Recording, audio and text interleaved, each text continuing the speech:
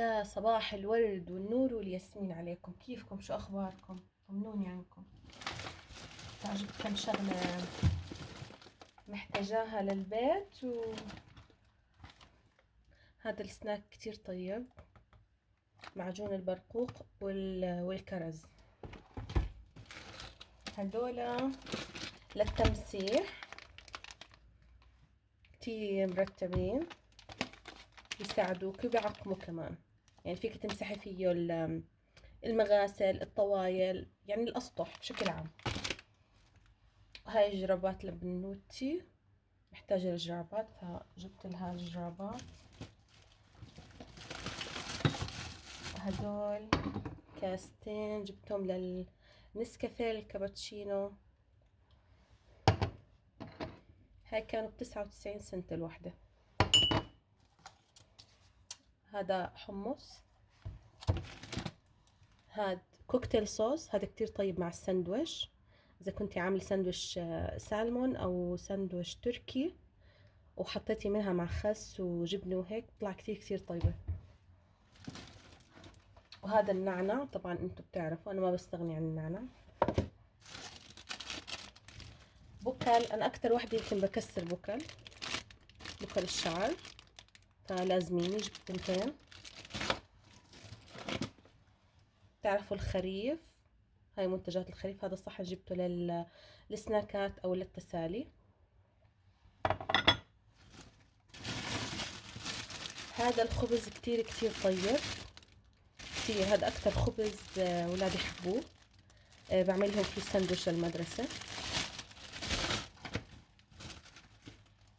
هاي كريمة جبتها حجم كبير، بستخدمها للحلو للطبخ كمان كتير طيبة. هاي بطاريات، لازم دائما دائما لازم اجيب بطاريات. البطاريات صار شيء اساسي في البيت.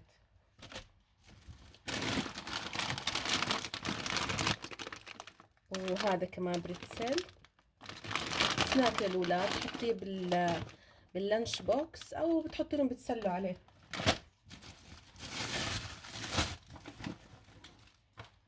وهذا كمان سناك الشوفان، كتير طيب. هو موسلي بشكل عام، يعني مشكل فيه بذور وفيه مكسرات. بنكهة الشوكولا جبتها لانه اكتر نكهة باكلوها يعني الاولاد عندي.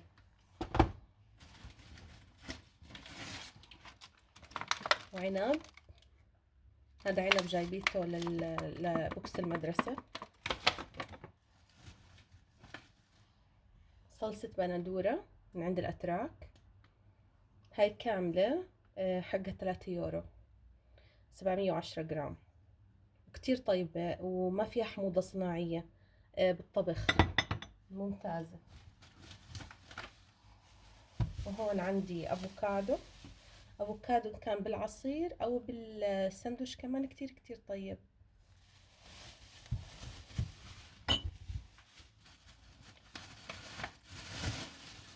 هون أكيد جبنا خيار للسلطة.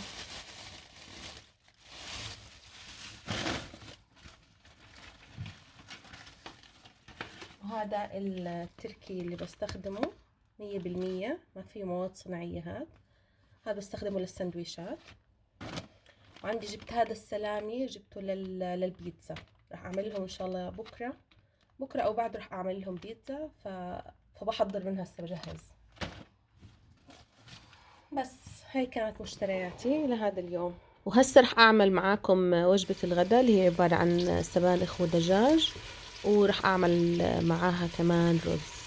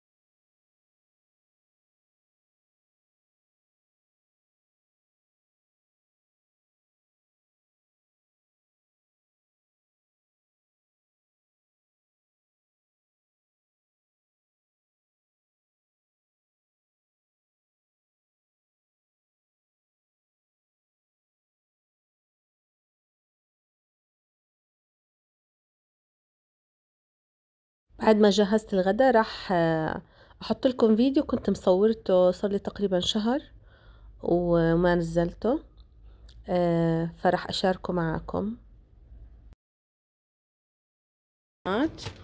وفي شغلات خليت صديقي يطلب لي اياهم من تيمو، راح افرجيكم اياهم.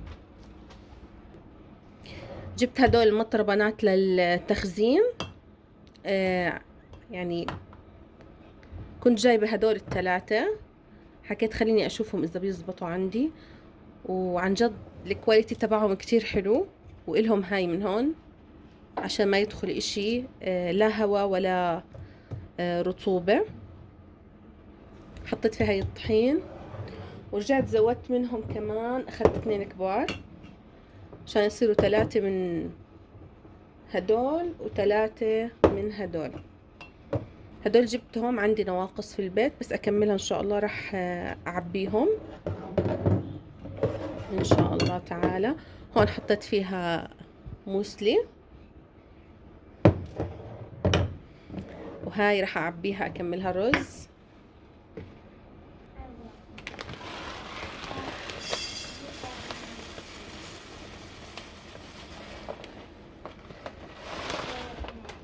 يعني بتسع حوالي 2 كيلو رز، هي 2 لتر بالاصل.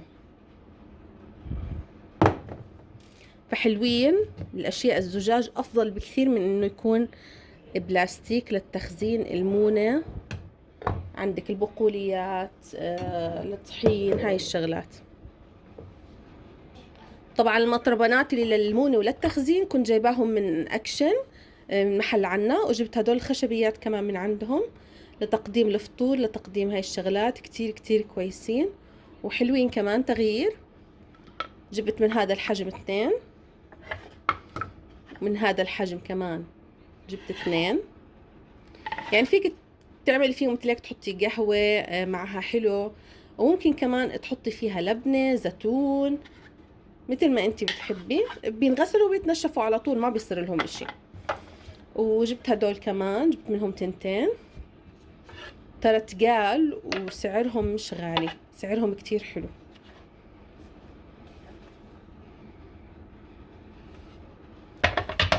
فبيلزموا وتغيير كمان جايبة طقم للتقديم بجنن، كتير حلو. بيجي مثل هيك مع صحونه، 6 صحون مع 6 زبادي. هدول فيك تحطي فيهم فواكه مشكلة، فيك تعملي مهلبية، فيك يعني كتير حلوين للتقديم. شو ما انت حبيتي تحطي فيهم، يعني انا حاطين لك مثال مثلا للفواكه، بس انت فيك تعملي مهلبية، فيك تعملي حلو بارد فيهم كمان تقدميه، بيطلع كتير كتير منظره شيك وحلو. كمان كانوا عاملين عليهم خصم 50% تقريبا. وهذا مش عارف شو بيحكوا له، تبع المساج، تبع السلوليت، لما بتحممي تستخدميه لرجليكي، لظهرك، لبطنك، اي مكان فيه تكتل دهون، فيه سلوليت. هذا كتير كتير ممتاز، واخر فترة يعني صار رواج عليه، والصبايا صاروا بيستخدموه. يعني وقت ما بتتحممي وانت بتحممي فيك تستخدميه، تمشيه على رجليكي بهذا الشكل. كمان هاي للدوش عندي، اللي عندي تبعت الدوش تملت ترسبات وهاي الشغلات، فبطلت تنزل مي مثل اول.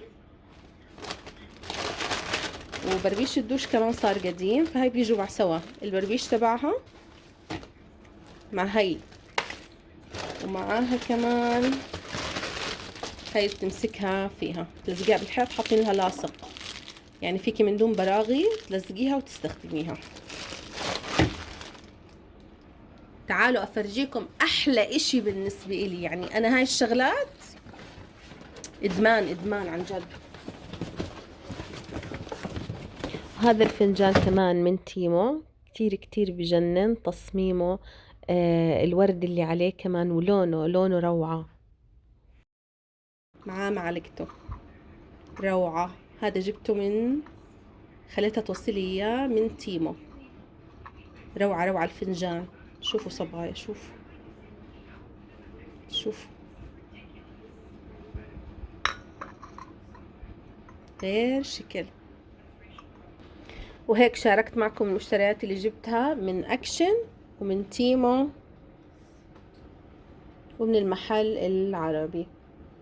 إن شاء الله تكون عجبتكم هاي الفقرة. وهيك بكون خلص الفيديو. بشوفكم إن شاء الله فيديو جديد، وسلام.